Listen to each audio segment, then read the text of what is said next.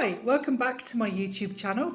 Today we're going to do some more Christmas crafts. So I've bought a couple bits and bobs that you can get from Hobbycraft, and I'm just going to convert those into something a bit more fun and calligraphy and festive based. So we're starting off with this plastic bauble. It's quite flat. You can do, I think this is great, you can do all sorts with this. You can write a little calligraphy message and put it inside. You can engrave on it because it's quite nice thick plastic. Obviously you can fill it, that's what its purpose is for. So today I thought it'd be really nice to fill it with some beautiful white feathers, which again I bought from Hobbycraft. So nice and easy and sort of budget friendly crafts for your home really. So we've got our feathers. We've got our little plastic bauble. I have changed what it was hanging with, so rather than the sort of the little silver string, I've used some velvet ribbon that I've just had lying around the studio, but I think it works really nicely with the blue and the white, and I'm going to use a silver pen. So we're using a bauble, we've got some nice velvet, that ribbon that I've bought from Etsy, white feathers, and we're going to use a pen touch. Pen touch is obviously really good pen to use for calligraphy. You can do faux calligraphy with it. You can, you can write on lots of different surfaces. It's waterproof, so it will generally stay there. And if you are an 80s girl like me, you'll remember these growing up. I used to love these pens. They used to be absolute magic growing up when, we're in the 80s. So when you're buying a pen touch, you need to always make sure that you've got a bullet tip. If you've got a straight edge tip, it will make doing any kind of modern calligraphy difficult. Obviously you need to load it up, so shake it, and I tend to have a little bit of brown paper that I like to use for these pens, just to make sure that the ink is flowing out quite nicely. So we'll start with that. So the first thing we're going to do is we're going to load it with feathers. Just be really careful with these feathers because some of them are a bit yellow and not that pretty. So we're going to try to get the balance right with the feathers and just put the right amount in. So we'll open this up. Okay, pop some in, thinking about how you want them to look at the end of the day. Around sort of different ways around, filling up the space, and then every now and again just check and make sure that when it's closed they're looking how you want them to look. If it's moving down a little bit, you don't want this big gap at the top, so we're going to add some more at the top. Okay,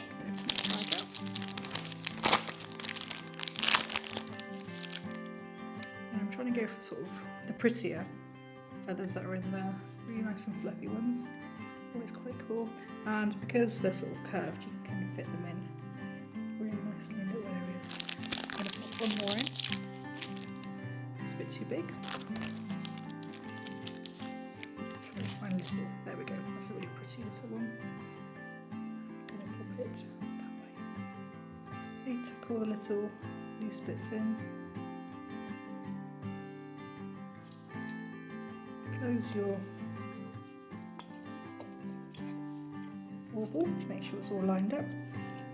Okay. So I've got some nice feathers there. Now, when it comes to writing on your bauble, just be aware that sometimes the surface is a little bit scratched.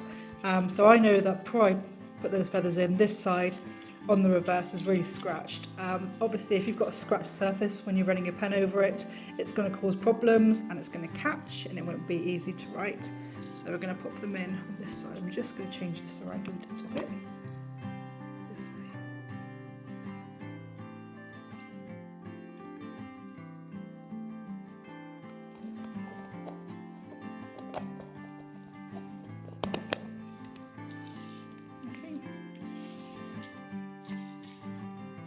Sure everything is nice, tidy and neat. Now you obviously you've got two options. You can write on this before you add the feathers, or you can write it after. I don't think it really matters too much as long as you've got a good grip on it. If you are worried about it rolling around, you can just take the lid off and have it flat itself. Now I know what I'm going to write on this, which always helps to begin with, and I know how much space I've got. What you could also do is you could put some paper underneath and sellotape it in, and you can trace over that with your calligraphy if you're slightly, if you're a beginner and slightly worried about how it's going to turn out. Now again, like I said, I'm just going to make sure I've got enough ink on my pen and it's loaded. Okay, not too much, you don't want a big blob of ink coming out because, like I said, this ink doesn't shift after you've added it. So hold tight, thinking about how much space you've got. You know, what direction do you want it to go? Up like that? Do you want it to go straight? I'm going to go pretty straight. I'm going to keep it quite centralised as well.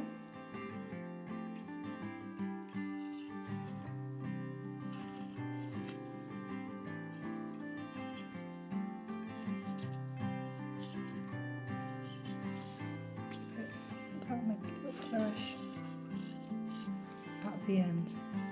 Now you can wait for this to dry a little bit and add some faux calligraphy, so you can go back over shader strokes.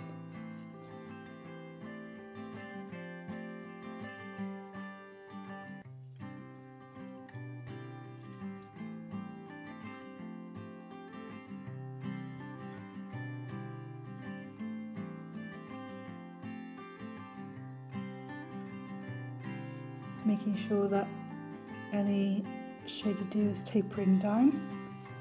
Try to avoid the big blobs at the end if you can. There we go. Okay, so that is a really simple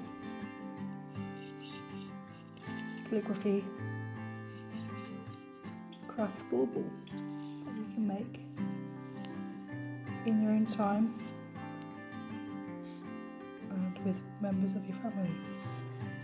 So I hope you really enjoyed that little tutorial. It's perfect for, you know, when you've got rainy days at home, if you're thinking about something to do for friends and family members.